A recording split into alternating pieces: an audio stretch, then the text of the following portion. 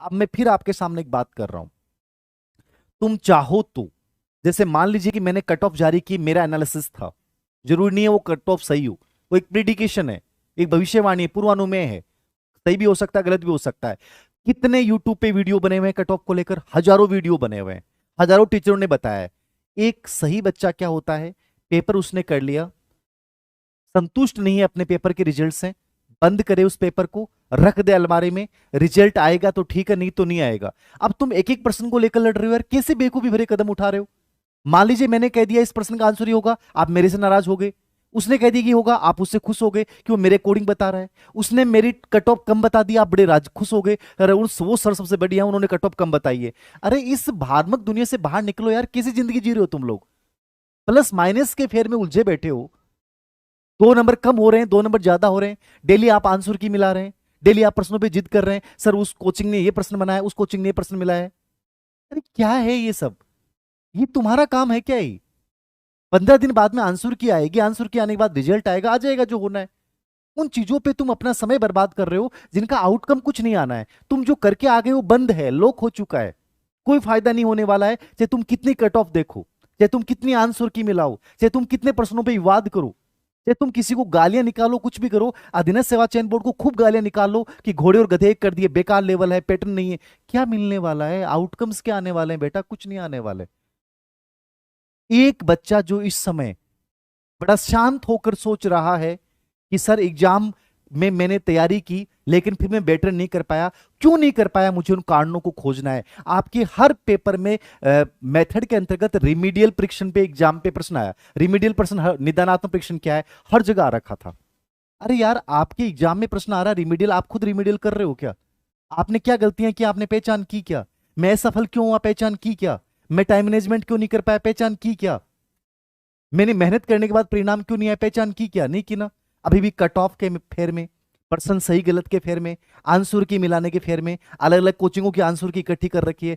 इस पेपर को बंद कर दो, ये बंद हो चुका है। ना तुम्हारे तनाव करने से नंबर बढ़ेंगे, और ना तुम बड़े वो हो जाओगे, अग्रेसिव होके तुम बढ़ा लोगे, ऐसा कुछ नहीं होने वाला। एक ही कम नहीं होगा, एक ही ज्यादा नहीं होगा, जो हो चुका है वो हो जाएगा। आंसर के आने के बाद तुम्हें जो आपत्ति लगानी है, लगा देना। इस फेर से बाहर आइए, प्रेजेंट को जिए। खराब हो गया कोई बड़ी बात नहीं, मैं तो फिर भी हमेशा बोलता हूं, ईश्वर ने शायद बड़ा करने के लिए रख रखा है। मेरा जब 2009 की थर्ड ग्रेड में मैं सफल हुआ, मैं मानता हूं कि मेरे लिए बहुत बड़ा डिसीजन था, बहुत बड़ा डिसीजन था ईश्वर का। मैं उस दिन बहुत निराश हुआ तुम लोगों की तरह, रोने लगा था कि मेरी जिंदगी में सब कुछ खत्म हो गया। 1500 पोस्टें थी संस्कृत शिक्षा विभाग की, मैं बहुत रोया उस दिन। लेकिन मैं रो लेता और उस दिन मैं लग जाता ना, तो शायद मैं स्कूल लेक्चर नहीं बनता, कोई लेक्चर नहीं बनता। वो मेरे लिए बढ़िया हुआ। जिंदगी में हर फैसले, हर कार्य बढ़िया होते हैं, तुम मानो तो, तुम समझो तो।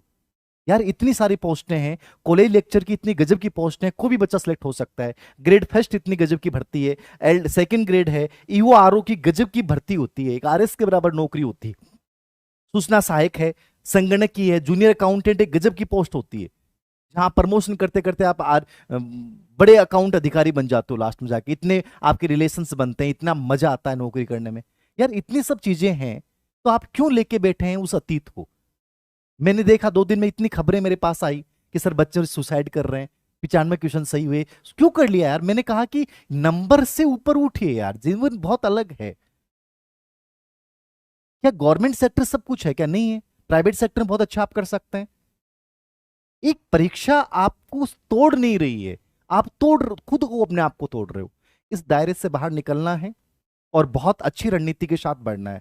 मैं सटीकता के साथ बात कर रहा हूं, मेरी बात मानिएगा, मेरे को फॉलो करता है, दिल से यदि फॉलो करते हैं धीर सिंह सर को, एक भी कदम मत उठा लेना कि सर मैं कमजोर हो चुका हूं, सर मेरा बिखर चुका है। कुछ नहीं बिखरा है, तुम्हारी लाइफ में बहुत अच्छा होने वाला है, यदि मेरे को फॉलो करते हैं। कभी मत सोच लेना कि जिंदगी खत्म कर दूं, हताश हो जाऊं। सर दुनिया दुनिया के अकॉर्डिंग जिंदगी नहीं जीनी है मुझे, मेरे पड़ोसियों के अकॉर्डिंग जिंदगी नहीं जीनी है, मेरे रिश्तेदारों के अकॉर्डिंग जिंदगी नहीं जीनी है। वो मेरी जिंदगी में मदद नहीं कर, कोई मदद नहीं करने आएगा, मेरी हेल्प मुझे करनी है। तो वो क्या सोचते हैं, करने सोचने दो, उनके परवाह करने से जिंदगी नहीं बदलने वाली, याद रखना। ये चीज समझ जाओ, अभी भी कह रहा हूं मैं। ऐसी अपेक्षाओं को मत पालो कि लोग मेरे बारे में क्या सोच रहे होंगे, जी नहीं पाओगे जिंदगी। मैं यदि सोचने बैठ जाऊं, क्या धीर सिंह सर के बारे में, मेरे बारे में कितने कमेंट्स करते हैं लोग, मेरे साथी टीचर्स करते हैं, और आप में से कई लोग करते हैं, खूब करते हैं ना। यदि मैं ये सोचने लग गया कि वो मेरे बारे में क्या करते हैं, तो फिर वो क्या करेंगे? करने दो ना यार उनको। जो पड़ोसियों का काम है, रिलेटिव का काम है, आलोचनाओं का काम है, कोई भी काम है, उनको उनका काम करने दो। मुझे मेरा काम क्या करना है, मुझे एक रणनीति के साथ उतरना है। सिंपल सी बात देखना, यदि तुम्हें इतनी सारी भर्तियों में से किसी एक का चुनाव करना है, मैं फिर कह रहा हूं, इतनी सारी भर्तियों का आना एक अवसर है, अवसर को भुनाना तुम्हारा काम है। अब कैसे भुनाओगे ये तुम्हारे पर डिपेंड करता है, ठीक है ना? समझ गए ना आप? यूं नहीं चलेगा, दूड़ में लठ चलाना से कुछ ही को नहीं होगा। लठ ले लियो, लो चला दो, कठे कठे तुक्को लाग जाओ, कुछ ही कौन लागेगो।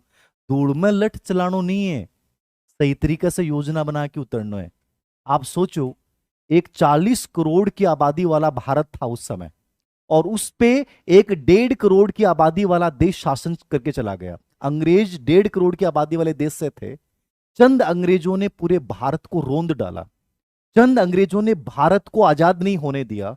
चंद अंग्रेजों ने भारत की पूरी संपत्ति को लूट के ले गए, क्योंकि अंग्रेजों के पास रणनीति थी, क्लियरिटी थी, करना क्या है, किस तरीके से करना है, व्यापार के माध्यम से कैसे पूरा शासन को हिलाना है, कैसे उनको भारतीयों को आपस में लड़ाना है। यही तो अपने रिश्तेदार ये कर रहे हैं। आप डिमोलाइज हो रहे हो, सर मेरे बारे में वो बोल देगा, अंग्रेज ये तो करते थे। तो यार क्या कर रहे हो आप लोग? आप किन से डर रहे हो आप लोग? अंग्रेजों के राज करने का रीजन था, उनकी एक सुनियोजित रणनीति थी। और तुम्हें यदि लाइफ में सक्सेसफुल होना है तो यूं मत बनिए, याद रखना, एक रणनीति के साथ उतरिए, सिलेक्शन होगा, याद रखना। तो डिसीजन लें, पहली बात। आगामी भर्ती कौन कौन सी आ रही है मैंने बता दिया आप लोग